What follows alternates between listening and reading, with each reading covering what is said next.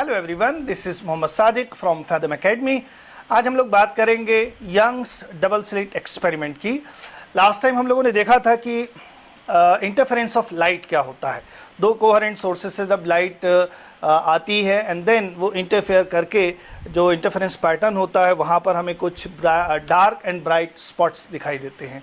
सो दो coherent sources, Thomas young ने दो कोहेरेंट सोर्सेज ऑब्टेन किए थे। एक ही प्राइमरी सोर्स लिया था और उसको दो अलग अलग होल्स या स्लिट से पास करने पर वो दोनों होल्स और स्लिट्स जो होते हैं वो कोहेरेंट सोर्सेज की तरह से काम करते हैं एंड देन फिर हमें interference pattern dark and bright fringes का दिखाई देता है। सो इस चीज़ को हमने लास्ट टाइम पर क्वालिटेटिवली डिस्कस किया था कि इंटरफेरेंस क्या चीज़ होती है लाइट के केस में। आज इसको हम क्वांटिटेटिवली डिस्कस करेंगे, मतलब उससे रिलेटेड जो मैथ्स है और फॉर्मूले वगैरह जो हैं वो हम यहाँ पे कुछ डिराइव करेंगे एंड देन उसमें कुछ वेरिएशंस क्या हो सकते हैं, स्पेशल केसेस क्या बनेंगे and examination point of view से अगर हम उसको देखें तो उसमें क्वेश्चंस किस तरह से फ्रेम किए जा सकते हैं। ओके, सो लास्ट टाइम हमने देखा था कि इस तरह की दो स्लिट्स अगर हैं देन उनसे लाइट पास करेगी तो स्क्रीन पर जो यंग्स का जो एक आइडियलाइज्ड एनवायरनमेंट में एक्सपेरिमेंट जो परफॉर्म किया जाता है उसमें उसी की हम बात करेंगे यहाँ पर।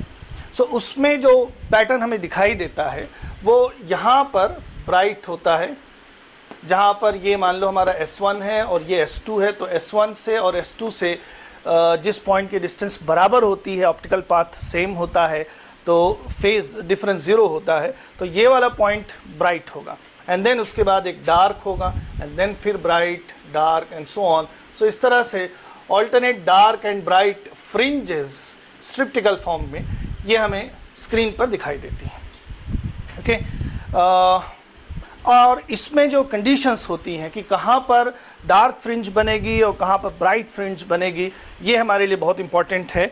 सो इसमें जो कंडीशंस होती हैं वो हमने डिराइव किया था उसको कि पाथ डिफरेंस दोनों सोर्सेस से जो लाइट आ रही है किसी एंड देन फिर एक पॉइंट पर आके वो इंटरफेयर कर रही है, तो उस पॉइंट पर जो पाथ डिफरेंस है अगर ये n लैम्डा के बराबर है, जहाँ n की वैल्यू हम 0, 1, 2 एंड सो ऑन इस तरह से लेते हैं।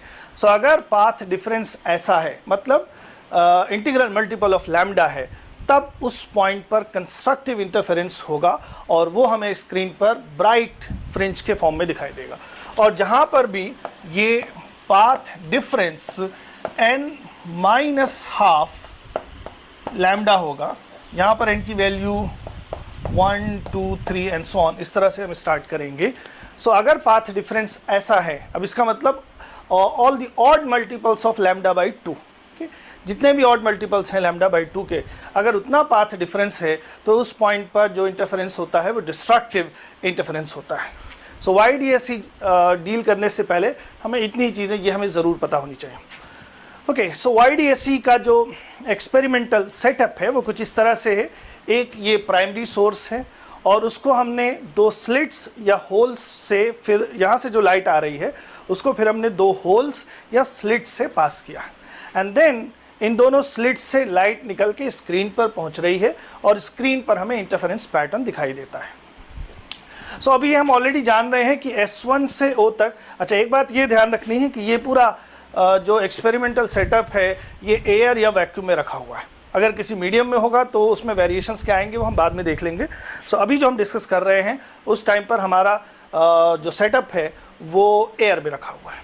ओके, सो S1 से O तक की डिस्टेंस और S2 से O तक की डिस्टेंस बराबर है, तो जो O पॉइंट होगा स्क्रीन पर जो कि S1 और S2 के परपेंडिकुलर बाइसेक्टर पर है वो हमें एक ब्राइट दिखाई देगा। पाथ सेम है, पाथ डिफरेंस 0 है, फेज डिफरेंस भी 0 होगा, तो यहाँ पर इंटेंसिटी मैक्सिमम है। ओके, नाउ अब हम यहाँ पर इंटरेस्टेड हैं कि किसी पर्टिकुलर फ्रिंज, कोई डार्क या ब्राइट फ्रिंज है, उसकी पोजीशन इस सेंट्रल ब्राइट से कहाँ पर है वो हम कैसे कैलकुलेट कर सकते हैं। ओके, सो मान लेते हैं हम स्क्रीन पर एक कोई पॉइंट चूज कर लेते हैं जो सेंट्रल ब्राइट है O, वहाँ से y डिस्टेंस पर स्क्रीन पर हमने एक P पॉइंट चूज कर लिया है और उस P पॉइंट से पर S1 और S2 से लाइट निकल रही है और P पॉइंट पर इंटरफेयर कर रही है।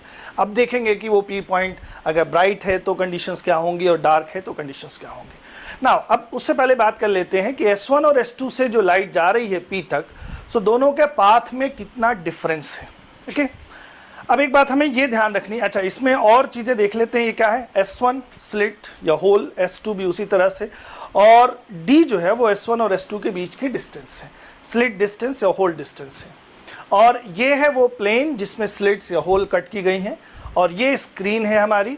तो जो स्लिट्स का प्लेन है और स्क्रीन के बीच की जो डिस्टेंस है ये हमने कैपिटल D ले रखी है। ओके, अब नॉर्मली क्या होता है कि जो कैपिटल D की वैल्यू होती है that is much greater than small d। दोनों स्लिट्स के बीच की डिस्टेंस और स्क्रीन की डिस्टेंस ये बहुत ज़्यादा होती है उसके कंपैरिजन में।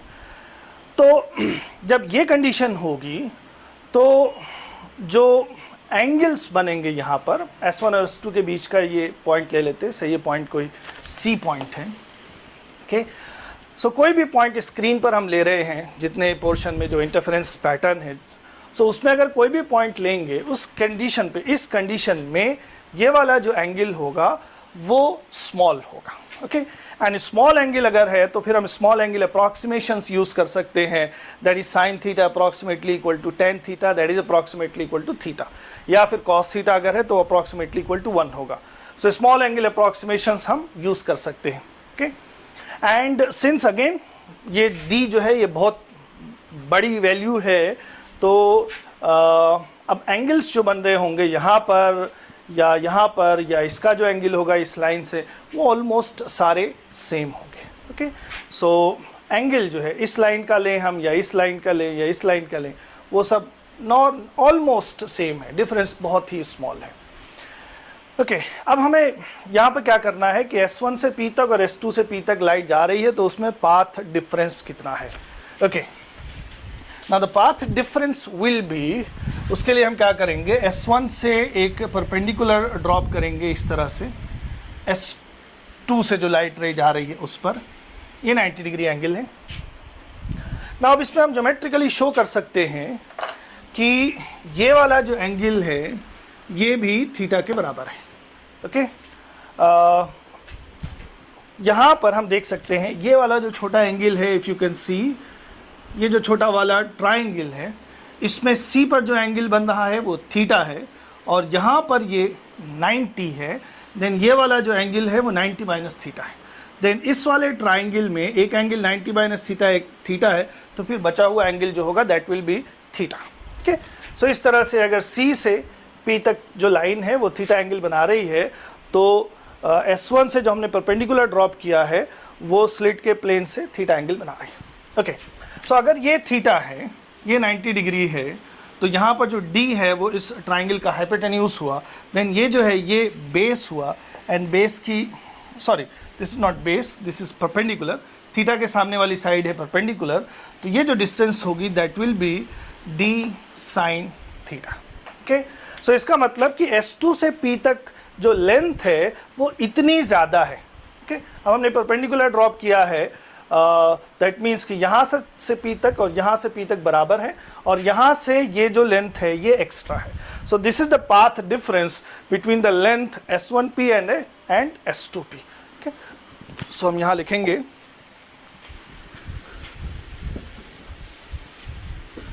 S2P, since the angle is small, so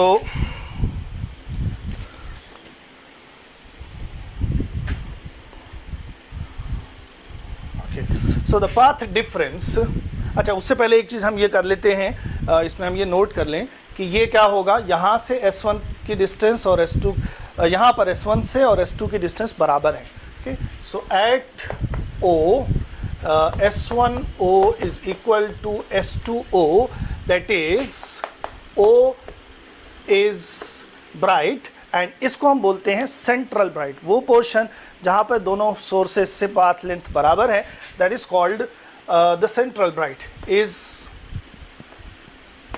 central maximum, this is our central maximum. Okay, अब बात करेंगे हम उसकी जो पाथ डिफरेंस है। at any point P, the path difference S2P minus S1P, इसको हम डेल्टा एक्स लिखेंगे, that is equal to d sine theta, ये हो जाएगा हमारा। ओके, सो ये चीज़ हमें ध्यान रखनी है। इसको आगे हम अभी जो केसेस करेंगे और जो क्वेश्चंस करेंगे उसमें इसको इस्तेमाल करना है हमें, तो इस चीज़ को हमें अलग से ये ध्यान रखना है। ये एक तरह की ज्योमेट्रिकल कैलकुलेशन है, ये एक ज्योमेट्रिकल रिजल्ट हमने निकाला है and this is very useful.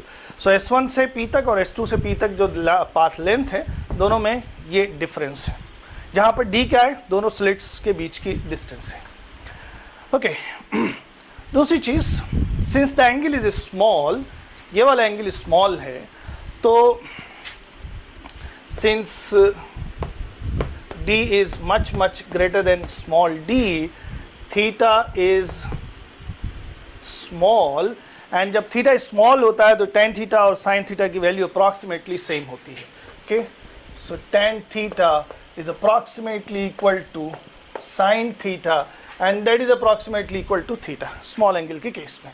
ना अब tan थीटा हम कैसे लिख सकते हैं, इस एंगल के लिए ये परपेंडिकुलर हुआ और ये बेस हुआ, so perpendicular upon base is tan theta, which will be approximately equal to sin theta, and then it will be again approximately equal to simply theta. Okay, so इसका मतलब कि ये जो sin theta है उसकी value हम लिख सकते हैं y upon capital D. Then जो पाथ डिफरेंस है P पर डेल्टा x, उसको हम लिख सकते हैं d and sin theta की जगह y upon capital D. Okay, this is again a useful result. Okay, so इस तरह से P पॉइंट पर जो पाथ लेंथ में डिफरेंस है वो हमने कैलकुलेट कर लिया। अब इस पर हम कंडीशंस लगाएंगे कि अगर P कोई ब्राइट पोर्शन है, ब्राइट स्पॉट, ब्राइट फ्रिंज है, तो जो पाथ डिफरेंस है that must be equal to n lambda, और अगर P कोई एक डार्क स्पॉट है, डार्क फ्रिंज है, तब ये पाथ लेंथ फिर odd multiple of lambda by 2 होगा। ओके, सो इसका मतलब कि पहले हम अगर इसको n लैम्डा जैसा लेंगे तो हमें ब्राइट फ्रिंज की कंडीशन मिलेगी कि ब्राइट फ्रिंज कौन कौन सी डिस्टेंस पर होंगी। Okay, if this P is a bright fringe तो हमें मिल जाएगी उस ब्राइट फ्रिंज की position with respect to the central bright. ठीक, ओके, सो पहले हम ब्राइट फ्रिंज की पोजीशन निकाल लेते हैं।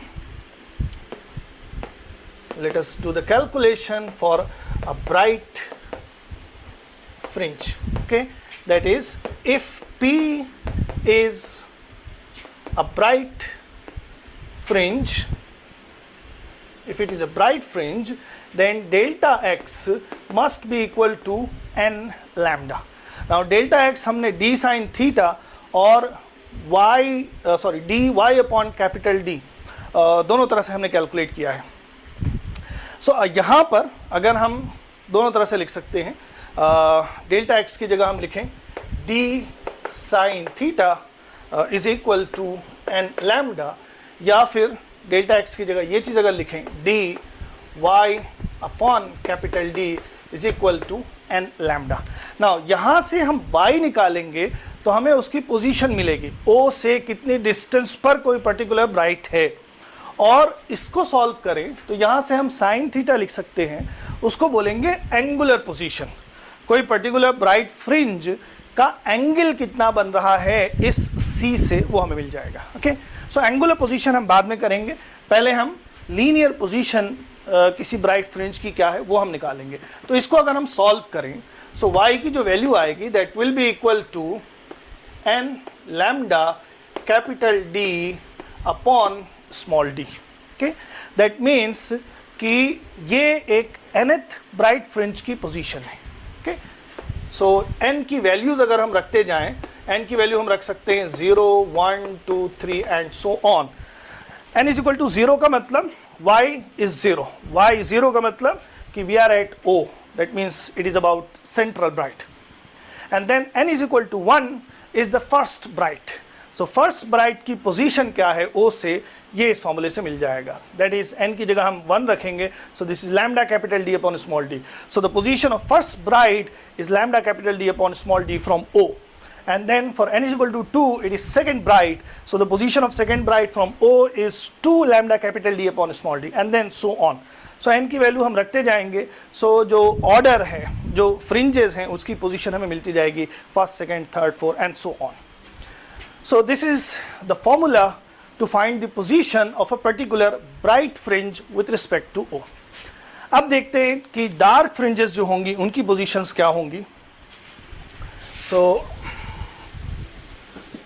let us do the calculation. अच्छा, एक बात ये ध्यान रखनी है हमें कि n की जो वैल्यूज़ हैं, हमें जो इंटरफेरेंस पैटर्न मिलता है वो इस सेंट्रल ब्राइट से ऊपर भी मिलता है और सेंट्रल ब्राइट से नीचे भी मिलता है. इधर भी फ्रिंजेस होंगी डार्क ब्राइट और इधर भी फ्रिंजेस होंगी डार्क ब्राइट. सो जैसे O के ऊपर हम देख रहे हैं फर्स्ट ब्राइट, तो वो फर्स्ट ब्राइट है, उसके बाद second bright and so on, और नीचे भी मिलेगा हमें. तो फर्स्ट ब्राइट जो होगा वो O के एक साइड होगा और दूसरे साइड भी होगा.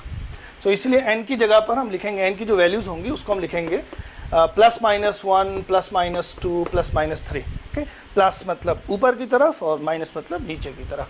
सो first bright is on the either side of the central maximum. Similarly second bright is on the either side of the central maximum. इसी तरह से जो डार्क फ्रिंजेस होंगे they will also be on either side of the central maximum. Okay, now let's talk about dark fringes. Okay, now if the chosen point P, जिसके लिए हम calculation कर रहे हैं, अगर वो point is a dark fringe, that means कि P point पर जो पाथ डिफरेंस है वो n माइनस हाफ लैम्डा है. ओके, या फिर इसी चीज़ को हम इस तरह से लिख सकते हैं 2n minus 1 2n minus 1 lambda by 2, जहाँ पर n की वैल्यू जो होगी, अब इसमें हम n की वैल्यू में भी पिछले टाइम हमने जब ये कंडीशन लिखी होंगी तो वहाँ पर इसको दूसरी तरह से लिखा होगा और n की वैल्यू 0 से स्टार्ट की होगी. बट इस पर्टिकुलर केस में हम n इज इक्वल टू 0 नहीं स्टार्ट करेंगे, because n is equal to 0 is reserved for the central maximum. Okay, बाकी फिर n की वैल्यू 1 से स्टार्ट होगी. सो फर्स्ट डार्क हो जाएगा. सो n की value plus minus 1, plus minus 2, plus minus 3 and so on, ये हो जाएगा. ओके, सो अब डेल्टा x की जो वैल्यूज़ हैं वो हम लिख सकते हैं, क्या क्या लिख सकते हैं, d साइन थीटा या फिर d और y upon capital D, this is equal to 2n minus 1 lambda by 2. Now इसको अगर हम सॉल्व करेंगे तो हमें थीटा के टर्म में पोजीशन मिलेगी, उसकी हम बाद में बात करते हैं. y हम यहाँ पे निकाल लेते हैं. So position of a dark fringe y will be equal to 2n minus 1 lambda capital D upon 2 small d.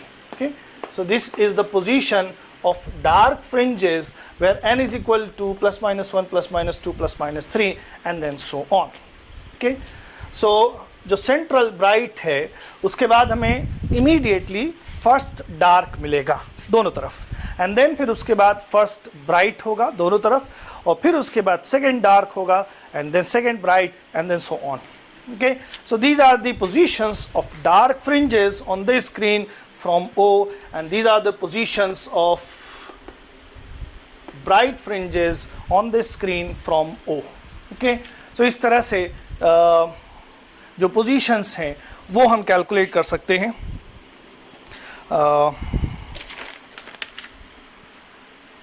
इसको हम थोड़ा सा और elaborate कर लें. That means कि जो सेंट्रल ब्राइट है,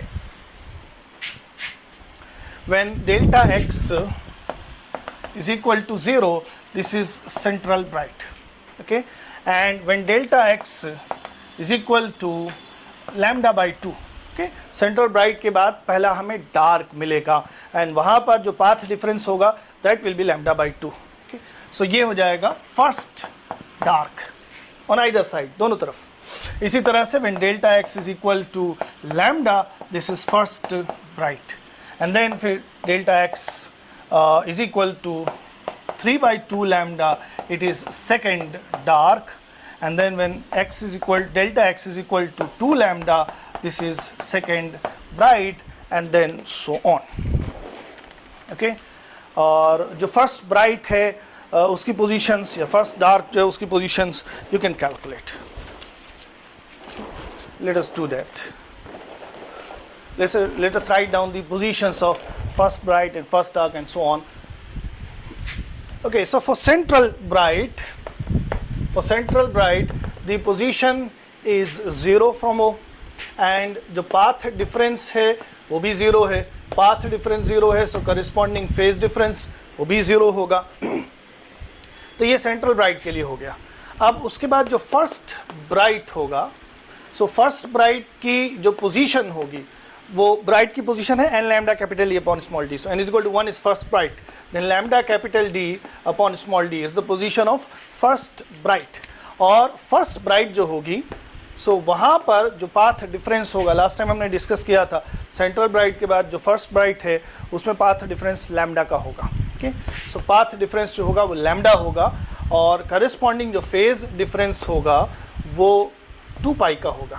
ओके, एंड देन इसी तरह से जो सेकेंड ब्राइट होगा, सेकेंड ब्राइट उसकी पोजीशन होगी, इसी में हम यहाँ पे 2 रख देंगे, n lambda capital D, n की जगह 2 रखेंगे, so 2 lambda capital D upon small d. This is the position of second bright from central bright. And then second bright के लिए दोनों सोर्सेज से जो पाथ डिफरेंस है that is 2 lambda and corresponding phase difference will be equal to 4 pi. Okay, तो ये हो गई बात ब्राइट्स की. अब डार्क की बात करें तो जो फर्स्ट डार्क होगा, फर्स्ट डार्क फ्रिंज उसकी पोजीशन होगी, जो फॉर्मूला अभी हमने निकाला था 2n-1 upon 2 lambda capital D upon small d, उसमें n इज इक्वल टू 1 रखेंगे तो ये आएगा lambda capital D upon 2 small d. So this is the position of first dark. Okay, and अच्छा ये इतना ही ऊपर और इतना ही नीचे भी होगा वैल्यू, एंड द और जो फेज डिफरेंस होगा दोनों सोर्सेज से, सॉरी पाथ डिफरेंस होगा दोनों सोर्सेज से, that will be lambda by 2 and the corresponding phase difference will be equal to pi. Okay, इसी तरह से सेकेंड डार्क अगर है, second dark, so second dark की जो पोजीशन होगी that will be plus minus 3/2 lambda capital D upon small d, ये होगी पोजीशन. और जो पाथ डिफरेंस होगा सेकेंड डार्क पर वो हो जाएगा 3/2 lambda and the corresponding phase difference will be equal to 3 pi. ठीक, तो इस तरह से. सो अगर first bright, central bright, third fourth bright तक अगर हम बात करते हैं तो वहाँ पर तो हम बिना फॉर्मूले के ही बता सकते हैं सेंट्रल ब्राइट. उसके बाद जो सेंट्रल ब्राइट के जस्ट बाद हमें मिलेगा first dark. So first dark जो होगा वो half lambda capital D upon small d पे मिलेगा, half lambda capital D upon small d. Okay, and then फिर यही हाफ वैल्यू जो है हम जोड़ते जाएंगे तो डार्क ब्राइट मिलती जाएगी.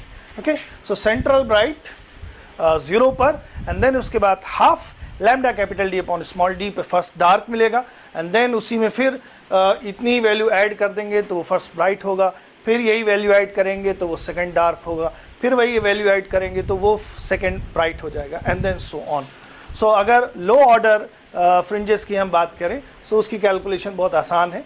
हाँ, जब बात हाई ऑर्डर की होगी 11, 12, 13, 14 फ्रिंजेस इस तरह की, तब वहाँ पे फॉर्मूला यूज़फुल होता है.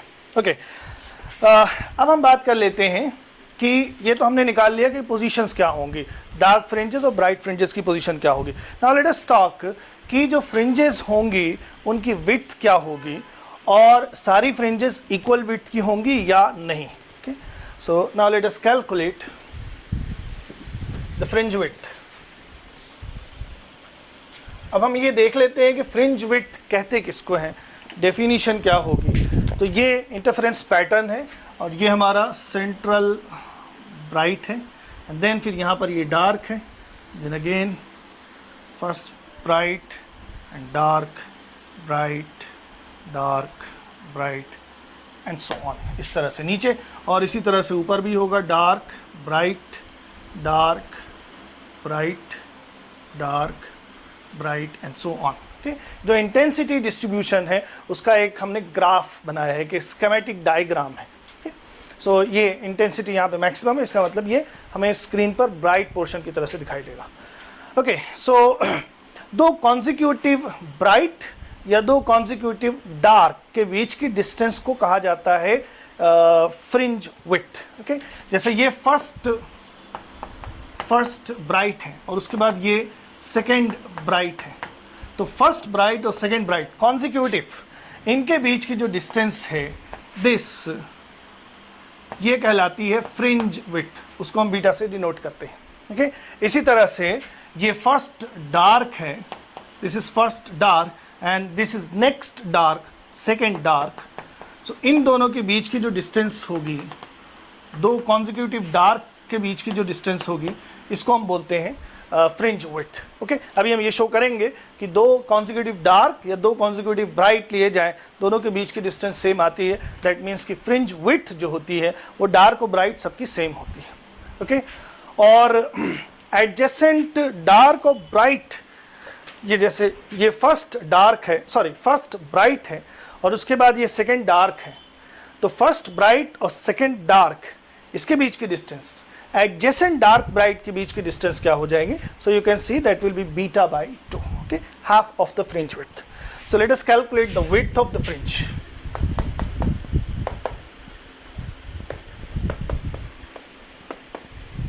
फ्रिंज विड्थ, ओके, सो फ्रिंज विड्थ कैलकुलेट कैसे किया जाएगा? The idea is distance between two consecutive dark और ब्राइट। ओके, जैसे मान लिया हमने एक nth ब्राइट लिया है या फिर n+1 bright minus nth bright. Okay, ये दो कॉन्जिक्यूटिव ब्राइट्स हैं, तो इनके बीच की डिस्टेंस फ्रिंज विड्थ होगी। ओके, अब n+1 ब्राइट कैसे लिख सकते हैं? n+1 lambda capital D upon small d, nth bright n lambda capital D upon small d, and then इसको अगर हम कैलकुलेट करें तो ये वैल्यू आएगी lambda capital D upon small d।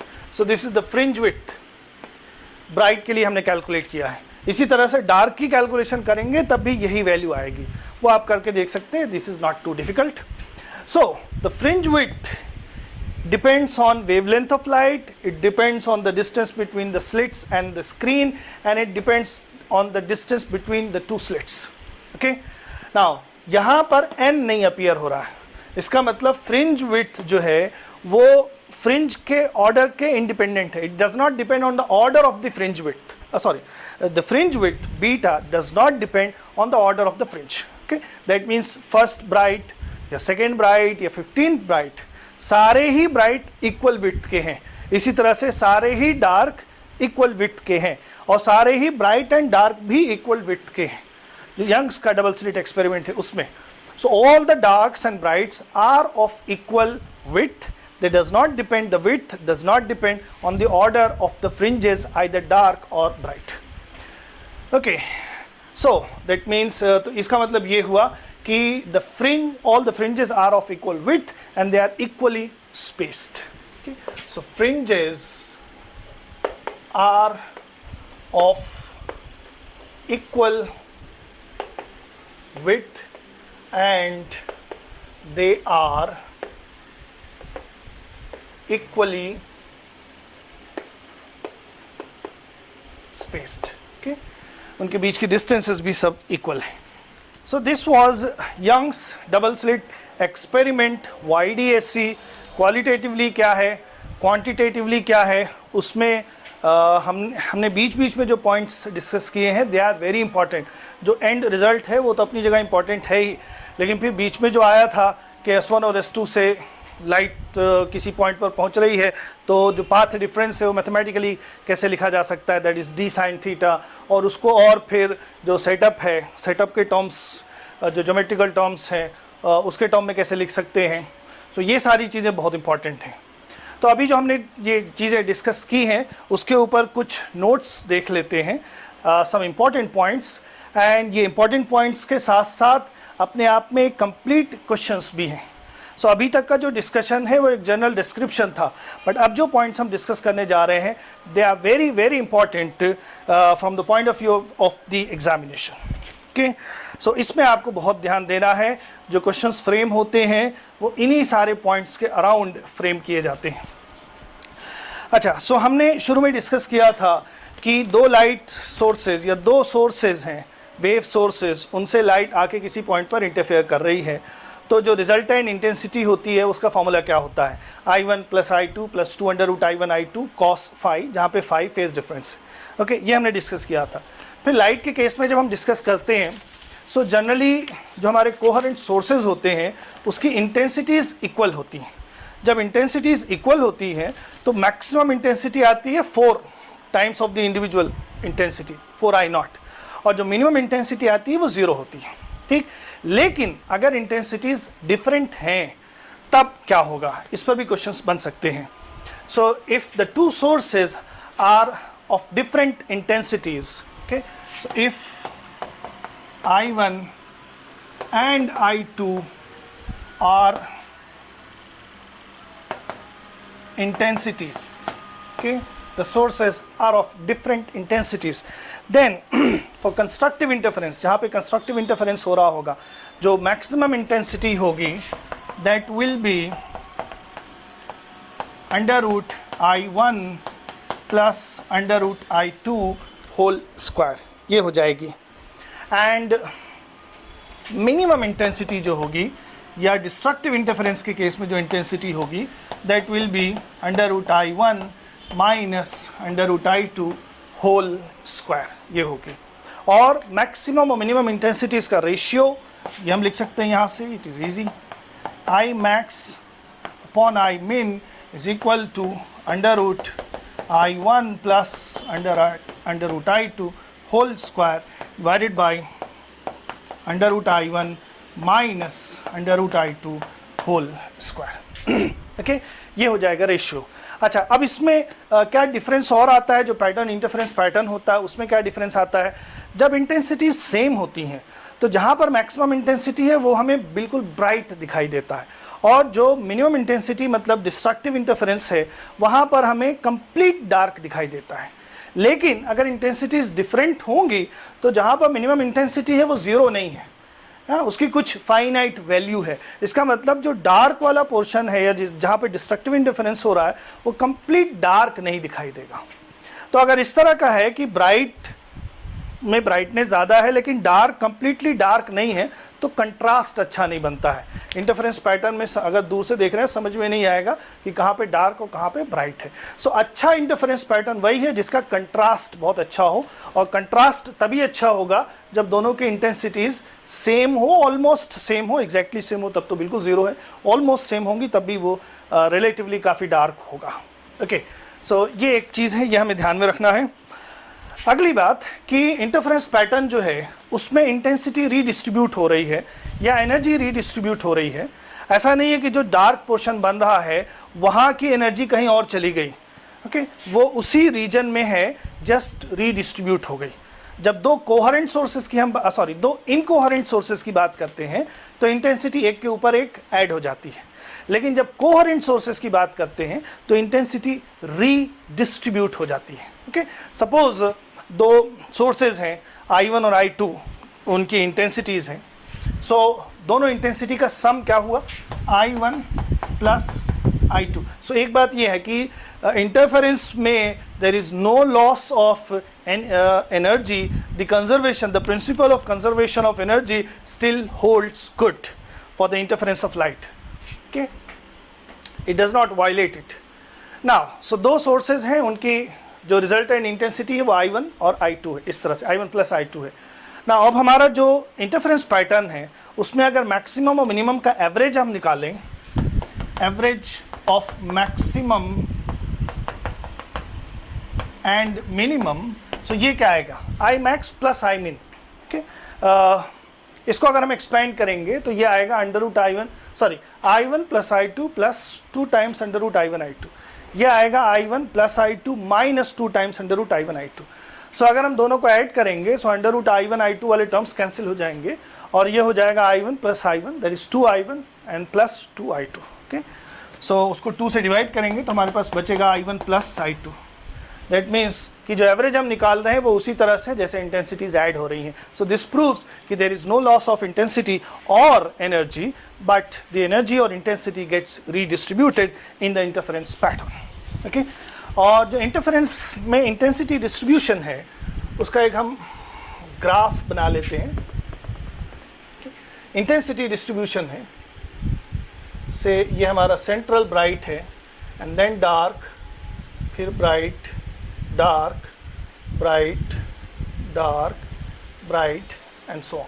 ठीक, इसी तरह से दूसरी तरफ भी होगा, dark, bright, dark, bright, dark, bright and so on. Okay, अब एक बार फिर से हम देख लेते हैं यहाँ पर कि पाथ डिफरेंस और फेज डिफरेंस क्या क्या होगा। So phase difference and path difference.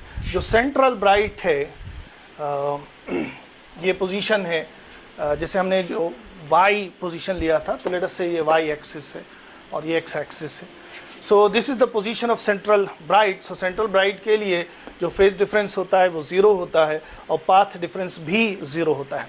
And central bright के बाद फिर हमें मिलेगा फर्स्ट डार्क, इधर भी और इधर भी।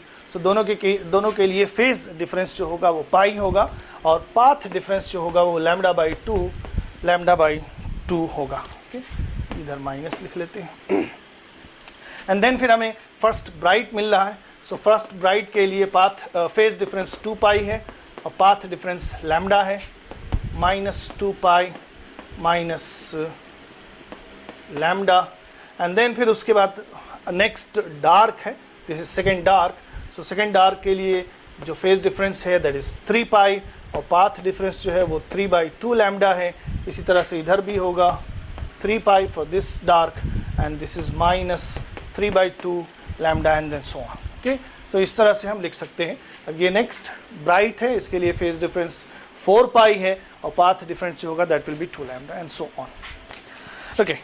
Okay, so next point is suppose हमें 2 से ज़्यादा सोर्सेज दिए हुए हैं एंड लेट अस से दो सबकी इंटेंसिटी सेम है। तो इन प्रिंसिपल जो सुपरपोजिशन होता है वो 2 और 2 से ज़्यादा सोर्सेज के लिए सबके लिए एप्लीकेबल है। हमने यहाँ पे 2 सोर्सेज के साथ ही डिस्कस किया था, बट n सोर्सेज के साथ भी सुपरपोजिशन वैलिड है। सो सपोज हमारे पास n आइडेंटिकल सोर्सेज हैं, इंटेंसिटीज़ सबकी सेम है, तो उसकी वजह से अगर वो इंटरफेयर कर रहे हैं किसी पॉइंट पर, सो कंस्ट्रक्टिव इंटरफेरेंस जहाँ पर होगा वहाँ पर इंटेंसिटी क्या होगी। So if you have n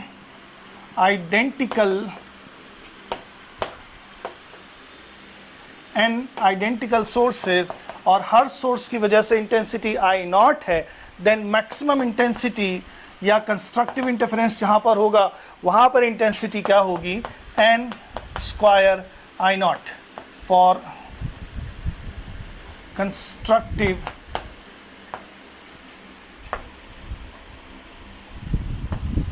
interference. Okay, और चूंकि सबकी इंटेंसिटीज इक्वल है इसलिए जहाँ पर मिनिमम होगा वो 0 हो जाएगा। Okay, minimum intensity will be 0 and this is destructive interference. Okay, एक पॉइंट और डिस्कस कर लेते हैं, ये बीच में डिस्कशन में आ चुका है, एक बार उसको फिर से रिवाइज कर लेते हैं कि 2 कॉन्जिक्यूटिव डार्क या 2 कॉन्जिक्यूटिव ब्राइट्स के बीच में पाथ डिफरेंस कितना होता है, that is lambda. Same type की फ्रिंजेस की अगर हम बात करेंगे तो कॉन्जिक्यूटिव फ्रिंजेस के बीच में पाथ डिफरेंस लैम्डा है और एडजेसेंट डार्क एंड ब्राइट के बीच में जो पाथ डिफरेंस होगा वो λ/2 है। ठीक, so next point is distance path difference between delta x between 2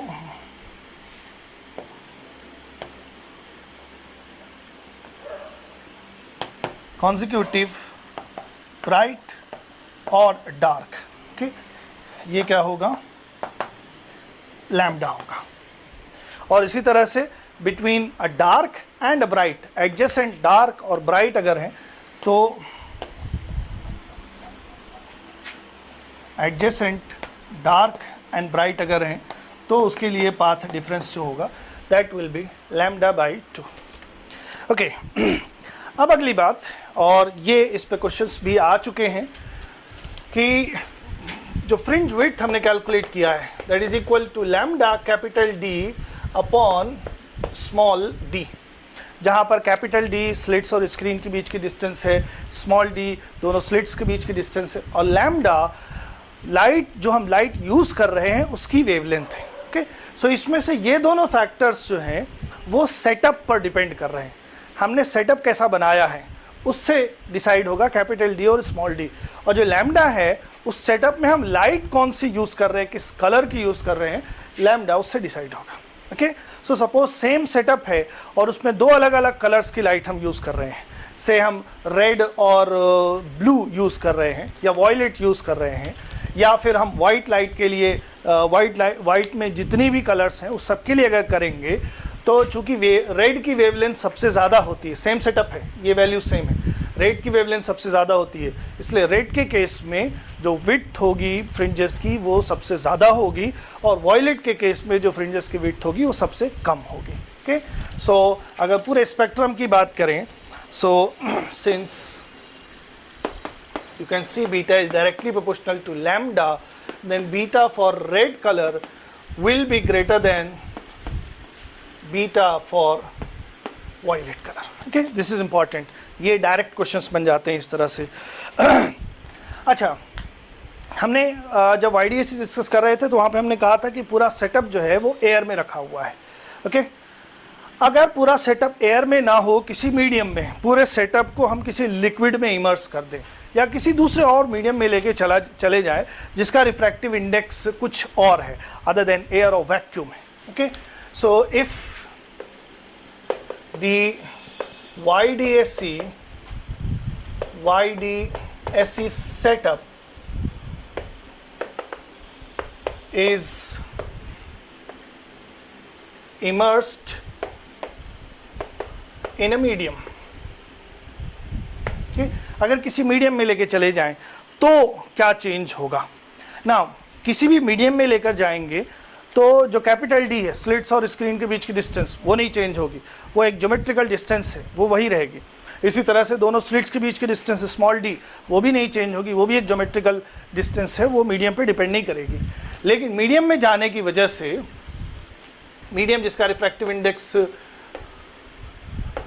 medium of refractive index mu, इसका रिफ्रैक्टिव इंडेक्स म्यू अगर है, सो मीडियम का रिफ्रैक्टिव इंडेक्स अगर म्यू है देन उसमें जो वेवलेंथ होगी वो डिक्रीज हो जाएगी। अगर एयर में वेवलेंथ लैम्डा है तो मीडियम में जो वेवलेंथ होगी that will be λ/2, sorry λ/μ। So medium में जो वेवलेंथ होगी वो एयर में जो वेवलेंथ है दैट डिवाइडेड बाय म्यू हो जाएगी। ओके, सो वेवलेंथ यहाँ पर डिक्रीज हो गई, सो उसकी वजह से क्या होगा, अब ब्राइट जो हमने लिया था उसकी पोजीशंस क्या होती हैं, n lambda capital D upon small d। So यहाँ पर चूंकि लैम्डा चेंज हो रहा है इसलिए एक particular order of bright fringe जो होगा वो चेंज हो जाएगा। जैसे फोर्थ ब्राइट की हम बात करें, सो चूंकि लैम्डा घट जा रहा है सो फोर्थ ब्राइट की पोजीशन मीडियम में घट जाएगी। इसी तरह से डार्क के केस में यहाँ पर भी ये लैम्डा पे डिपेंड कर रहा है, तो जो डार्क की पोजीशन होगी वो भी मीडियम में चेंज हो जाएगी। फोर्थ डार्क जो होगा एयर में जहाँ होगा मीडियम में उससे कुछ कम डिस्टेंस पर आएगा। And next that is important, fringe width जो है वो हमने निकाला था lambda capital D upon small d। So capital D small d ये नहीं चेंज हो रहा है, लेकिन लैम्डा चूंकि डिक्रीज हो जा रहा है इसलिए फ्रिंज विड्थ भी जो होगी वो डिक्रीज हो जाएगी। अब लैम्डा कितने टाइम्स डिक्रीज हो रहा है, म्यू टाइम्स डिक्रीज हो रहा है, तो फ्रिंज विड्थ भी जो होगी वो म्यू टाइम्स डिक्रीज हो जाएगी। सो मीडियम में जो फ्रिंज विड्थ होगी वो एयर में फ्रिंज विड्थ अपॉन म्यू हो जाएगी, ये इंपॉर्टेंट पॉइंट है। सो किसी मीडियम में फ्रिंज विड्थ डिक्रीज हो जाएगी, एयर में जितनी है उससे म्यू टाइम्स कम हो जाएगी। अगला पॉइंट है हमारा, in certain field of view on the screen. Okay, so से ये स्क्रीन है और यहाँ पर हमारे S1 और S2 हैं, ये सेंट्रल ब्राइट होगा एंड देन इस पर हम एक डिस्टेंस फिक्स कर लेते हैं कि सेंट्रल ब्राइट से y डिस्टेंस ऊपर और y डिस्टेंस नीचे। सो ये हमारा फील्ड ऑफ व्यू है, y ऊपर और उतना ही फिर नीचे। ओके, हमें इसी के अंदर देखना है, इसी फील्ड ऑफ व्यू के अंदर बात करनी है, उससे बाहर भी फ्रिंजेस होंगी, हम उसकी बात नहीं कर रहे हैं। So for a certain field of view, certain field of view, so suppose यहां पर कोई nth ब्राइट है। ओके, सो उसकी पोजीशन हम कैसे लिखेंगे, ये y उसकी पोजीशन हो जाएगी। सो y कैसे लिखा जा सकता है, n lambda capital D upon small d। Okay, ये हो गया। तो इसमें इस तरह से ये फ्रिंजेस बन रही हैं। ओके, इसी तरह से इधर भी है, and then so on. Okay, so हम यहाँ पर ये जो ब्राइट है, सो कितनी ब्राइट या कितनी डार्क बन रही हैं। अगर ये nth ब्राइट है, इसका मतलब n ब्राइट इधर और उतनी ही n ब्राइट इधर है। ओके, ना अब यहाँ पर हमने ये जो y है इसको फिक्स कर रखा, ये फिक्स हो गया है। d और स्मॉल d ये सेटअप के हिसाब से फिक्स हो गए हैं। अब इसमें क्या है, क्वेश्चंस किस तरह से बन सकता है, हमसे ये कह रहा है कि दो अलग अलग वेवलेंथ की लाइट यूज़ की जा रही है। एक बार हमने लैम्डा 1 वेवलेंथ की लाइट यूज़ किया, देन उस फील्ड ऑफ व्यू में n1 फ्रिंजेस बन रही हैं, और अगली बार हमने दूसरी लाइट यूज़ की, उसकी वेवलेंथ लैम्डा 2 है, एंड देन उसी फिक्स्ड फील्ड ऑफ व्यू में n2 फ्रिंजेस बन रही हैं। ओके, सो यहाँ से हम ये देख सकते हैं कि n lambda is equal to क्या होगा, y small d upon capital D, ये होगा। y हमने फिक्स कर रखा है, small d capital D setup के हिसाब से फिक्स है। इसका मतलब for all n and lambda ये जो चीज़ है वो कांस्टेंट होगी। So this is constant. Okay, that means कि अगर दो अलग अलग वेवलेंथ की हम बात करेंगे एंड दोनों की वजह से नंबर ऑफ फ्रिंजेस अलग अलग होंगी, सो कंडीशन यहाँ पे क्या बनेगी कि n लैम्डा कांस्टेंट है। सो इसका मतलब n1 lambda 1 must be equal to n2 lambda 2। Okay, अब इस पे क्वेश्चंस बन सकता है, आपसे पूछ सकता है कि लैम्डा 1 लाइट हमने यूज़ किया तो n1 फ्रिंजेस बनी है, लैम्डा 2 लाइट जब यूज़ करेंगे तो कितनी फ्रिंजेस बनेंगी, n2 की वैल्यू हमसे पूछ सकता है। ओके, या फिर n2 की वैल्यू दिया हुआ लैम्डा 2 की वैल्यू पूछ सकता है। हाँ, अब इसमें ये जो कंडीशन हमने लिखी है, इसकी प्रीवियस कंडीशन, प्रायर कंडीशन क्या है कि फील्ड ऑफ व्यू हमने फिक्स कर रखा है। हम कितने रीजन में इंटरफेरेंस पैटर्न देख रहे हैं वो हमने फिक्स कर रखा है, तब n1 lambda 1 must be equal to n2 lambda 2, ये कंडीशन होगी। अच्छा, यहाँ पर एक चीज़ और हम ये देख सकते हैं कि lambda capital D upon small d ये चीज़ है फ्रिंज विड्थ। सो अगर हमने y फिक्स कर रखा है, इसका मतलब n into beta is also constant. So यहाँ पर हम लिख सकते हैं n1 beta 1 must be equal to n2 beta 2। If the field of view is given then n1 beta 1 must be equal to n2 beta 2। Okay, so इस पर भी questions बन सकते हैं। अगली बात, अगर हम मोनोक्रोमैटिक लाइट मतलब एक सिंगल वेवलेंथ की लाइट ना यूज़ करके हम वाइट लाइट यूज़ करें, एंड हमें मालूम है कि वाइट लाइट में बहुत सारे कंपोनेंट्स होते हैं, उसकी जो वेवलेंथ होती है वो 4000 एंगस्ट्रॉम से लेकर या 400 नैनोमीटर से लेकर 700 नैनोमीटर, ओके, नियरली ये स्पेक्ट्रम का रीजन होता है। सो इतनी सारी वेवलेंथ्स होती है, उसमें कई सारे कलर्स हैं, विब और हमें मालूम है। सो उसकी वजह से जो पैटर्न बनेगा वो कैसा बनेगा वो हम देख लेते हैं। सो सपोज हम वाइट लाइट यूज़ कर रहे हैं, एंड ये हमारे सोर्सेज हैं S1 and S2, और यहाँ पर स्क्रीन है, and this is the central bright. Now if you are using white light, उस कंडीशन में क्या होगा, S1 से O तक की डिस्टेंस और S2 से O तक की डिस्टेंस जो है वो सारे ही कलर्स के लिए सेम है। ओके, तो S1 से O और S2 से O पाथ डिफरेंस 0 होगा ना। पाथ डिफरेंस अगर 0 है तो जो फेज डिफरेंस है वो भी 0 होगा। सो सारे ही कलर्स यहाँ पर O पर कंस्ट्रक्टिवली इंटरफेयर करेंगे। कंस्ट्रक्टिवली इंटरफेयर करने का मतलब कि ये जो सेंट्रल ब्राइट है वो वाइट कलर का होगा। ओके, सारे ही कलर्स वहाँ पर ब्राइट प्रोड्यूस कर रहे हैं, तो सारे कलर्स अगर मिल जाएंगे तो फिर हमें वो ब्राइट वाइट कलर दिखाई देगा. सो the central bright, so all colours will be in same phase at O. So the central bright will be white in color. Okay, so central bright तो white दिखाई देगा. बाकी अब बात करते हैं जो फर्स्ट ब्राइट सेकंड ब्राइट होगा उसमें क्या होगा. ओके, सो सेंट्रल ब्राइट के बाद हमें क्या मिलता है, डार्क मिलता है. ओके, अब यहां पे जो डार्क मिलेगा वो कंप्लीटली डार्क नहीं होगा. सो डार्क की कंडीशन क्या होती है, जो फर्स्ट डार्क होगा सेंट्रल ब्राइट के बाद जो पहला डार्क मिलेगा, so for first dark around central bright से वो कोई पी पॉइंट है, देन उसके लिए जो कंडीशन होती है S2p minus S1p that is equal to lambda by 2, ये होती है कंडीशन. ओके, अच्छा, S2p माइनस S1p ज्योमेट्रिकली हमने कैलकुलेट किया था, ये d साइन थीटा के बराबर होता है. This is equal to d sine theta. Okay, so यहाँ से हम देख सकते हैं कि साइन थीटा जो है that is lambda upon 2 small d, ये है. तो ये स्मॉल d हमने फिक्स कर रखा है. अब यहाँ पर हम देखेंगे कि कंडीशन हम लगा रहे हैं डार्क की. सो कौन से कलर्स होंगे वो डार्क प्रोड्यूस करेंगे. नाउ वेवलेंथ जिसके लिए कम होगी, जिसकी वेवलेंथ कम होगी उसके लिए एंगल भी कम होगा. ओके, सो वेवलेंथ किसकी कम होती है, वायलेट या ब्लू एंड पे जो कलर्स होते हैं उनकी वेवलेंथ कम होती है. सो इसका मतलब कि उनका जो डार्क होगा उसकी एंगुलर पोजीशन जो होगी वो कम होगी. सो एंगुलर पोजीशन कम होने का मतलब कि सेंट्रल ब्राइट के जस्ट एडजेसेंट जो होगा वहां पर जो इंटरफेरेंस हो रहा होगा उसमें जो ब्लू एंड वाले कलर्स हैं वो डिस्ट्रक्टिवली इंटरफेयर कर रहे होंगे.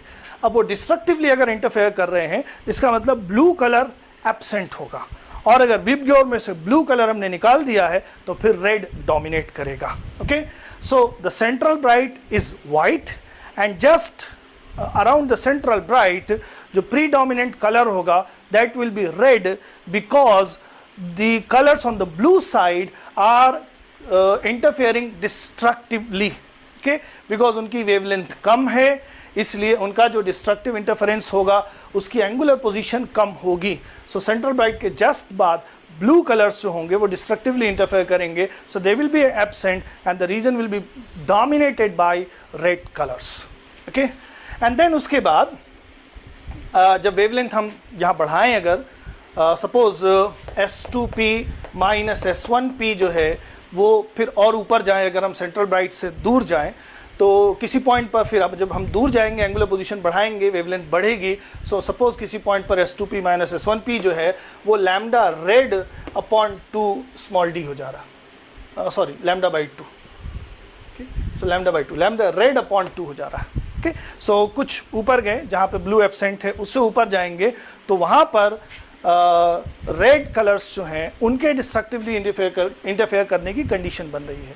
सो उससे जस्ट ऊपर रेड कलर्स डिस्ट्रक्टिवली इंटरफेयर करेंगे, दैट मीन्स रेड एब्सेंट होगा and the region will be dominated by blue colours. Okay, blue end वाले जो कलर्स हैं वो प्रीडोमिनेट करेंगे वहाँ पर. सो इस तरह से हमें इंटरफेरेंस पैटर्न उस तरह से कंट्रास्ट, बहुत अच्छे कंट्रास्ट में नहीं दिखाई देगा. जो सेंट्रल ब्राइट होगा वो तो वाइट कलर में दिखाई देगा बिकॉज वहाँ पे सारे ही कलर्स कंस्ट्रक्टिवली इंटरफेयर कर रहे हैं, सब सेम फेज में पहुँच रहे हैं. लेकिन जस्ट जो सेंट्रल ब्राइट है उसके just around blue colours destructively interfere करेंगे और वो रेड रीजन होगा. एंड देन उससे दूर जब हम जाएंगे तो वहाँ पर रेड कलर्स डिस्ट्रक्टिवली इंटरफेयर करेंगे and the region will be dominated by blue colours. So जो इंटरफेरेंस पैटर्न है वो कुछ इस तरह का दिखाई देगा. से ये तो हो गया central bright which is white in color. Okay, so it will be white, the central bright, and then central bright के just बाद blue colors absent हैं, that means the region is dominated by red colors.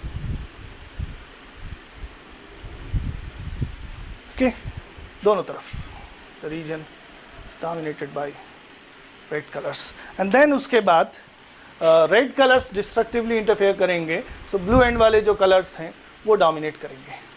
तो इस तरह से हमें अलग अलग फ्रिंजेस नहीं दिखाई देंगी, बस सेंट्रल ब्राइट हमें वाइट दिखाई देगी, एंड उसके बाद कई सारे कलर्स की स्ट्रिप्स दिखाई देंगी। एंड इसके बाद क्या होता है, फिर इसके बाद जो कलर्स होते हैं वो ओवरलैप करने लगते हैं, एंड कुछ हमें ठीक से वो पैटर्न बहुत अच्छा ऑब्जर्वेबल नहीं होता है।